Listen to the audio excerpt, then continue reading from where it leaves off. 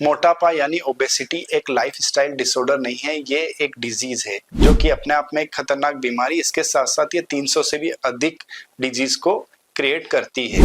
इससे होने वाले कैंसर की संख्या अल्कोहल से होने वाले कैंसर की संख्या से भी ज्यादा है। ओबेसिटी का सही समय पर डायग्नोसिस एंड ट्रीटमेंट करना बहुत ही आवश्यक है। इसको हम class 1, class 2 and class 3 obesity में डिवाइड कर सकते हैं और इसके लिए हम एक पैरामीटर लेते हैं जिसे कि हम बॉडी मास इंडेक्स बोलते हैं। ये आपके सिर्फ वेट और हाइट से कैलकुलेट किया जाता है। यदि आपका BMI 30 to 35 है तो ये क्लास 1 ओबेसिटी है, 35 to 40 है ये क्लास 2 ओबेसिटी है, यदि ये 40 से ऊपर है तो ये क्लास 3 ओबेसिटी है। इनिशियल स्टेज में आप कुछ lifestyle modification, exercise and dietary restriction करके वेट लॉस अचीव कर सकते हैं। यदि ये ओबेसिटी बढ़ गई है, क्लास 2 एंड क्लास 3 में आ गई है, तो आपको डेफिनेटली अलग से इंटरवेंशन नीड होती है। इसके लिए या तो आप वेट लॉस मेडिसिन का यूज करते हैं या फिर आप एंडोस्कोपी के माध्यम से अपना वेट लॉस करने पर डिपेंड करते हैं। इनिशियल स्टेज में dietary restriction, lifestyle modification, exercise से सिर्फ आप 2 से 5% वेट लॉस अचीव कर सकते हैं। इसके अलावा यदि आपको क्लास 2 एंड क्लास 3 ओबेसिटी है तो आपको एडिशनल ट्रीटमेंट की आवश्यकता होती है। इनिशियल स्टेज में आप वेट लॉस मेडिसिन का इस्तेमाल कर सकते हैं।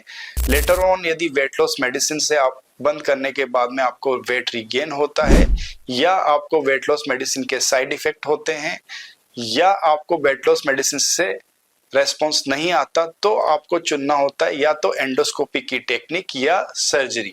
एंडोस्कोपी की टेक्निक होती है, एंडोस्कोपी से हम आमाशय यानी स्टोमक में एक बलून को इम्प्लांट कर देते हैं। बलून को इम्प्लांट करने के लिए हम सेलाइन से उसको फिल करते हैं। इसके लिए हम 400 to 600 ml सेलाइन with methylene blue हम का यूज करते हैं और इससे कि आपकी एपेटाइट कम हो जाती है, आपका फंडस स्ट्रेच होने लगता है, आपकी जो गैस्ट्रिक एम्प्टिंग टाइम है वो बढ़ जाता है, इस आपकी स्टोमक की कैपेसिटी कम हो जाती है, जिससे कि आपको सिग्निफिकेंट वेट लॉस होने लगता है। बलून से होने वाला weight loss around 6 month to 1 year के दौरान आप इतना एक्सपेक्ट कर सकते हैं। इसके अलावा एक नई टेक्निक होती है जिसे हम बोलते हैं एंडोस्कोपिक स्लीव गैस्ट्रोप्लास्टी। एंडोस्कोपिक स्लीव गैस्ट्रोप्लास्टी की टेक्निक के अंदर हम स्टोमक की साइज को रिड्यूस कर देते हैं, जो कि स्टोमक एक बैग लाइक स्ट्रक्चर है उसको ट्यूब में कन्वर्ट कर देते हैं। इसके लिए हम स्टोमक की फ्रंट वाल एंड बैक वाल को ग्रेटर कर्वेचर की तरफ सूचर से टाई कर देते हैं। ये सूचर सिर्फ एंडोस्कोपी द्वारा लगाए जाते हैं।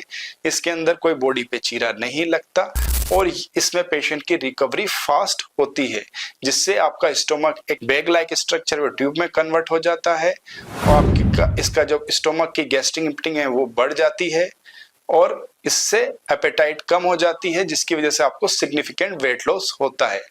ये वेट लॉस अराउंड 3 मंथ में 10% हो सकता है, 6 मंथ में 15% हो सकता है और 1 ईयर में 18% हो सकता है। इसके अलावा कभी कभी बहुत क्लास 3 ओबेसिटी के अंदर सर्जरी की आवश्यकता होती है। सर्जरी के लिए आप या तो लेप्रोस्कोपिक स्लीव गैस्ट्रेक्टोमी या फिर गैस्ट्रिक बाईपास के रूप में सर्जरी की जाती है, जिससे कि आपको सिग्निफिकेंट वेट लॉस अचीव होता है। तो दोस्तों, ओबेसिटी को बिल्कुल इग्नोर ना करें, इसको सही समय पे आइडेंटिफाई करें और सही ट्रीटमेंट लें, क्योंकि जो आज ओबेसिटी एक लाइफस्टाइल डिसऑर्डर समझ के आप उसको इग्नोर कर रहे हैं, वो अपने आप में एक डिजीज है। आगे जाके आपको एक कॉम्प्लिकेशन क्रिएट कर सकती है, एक भयंकर बीमारी क्रिएट कर सकती है, जिससे कि आपकी जान को भी खतरा बन सकता है।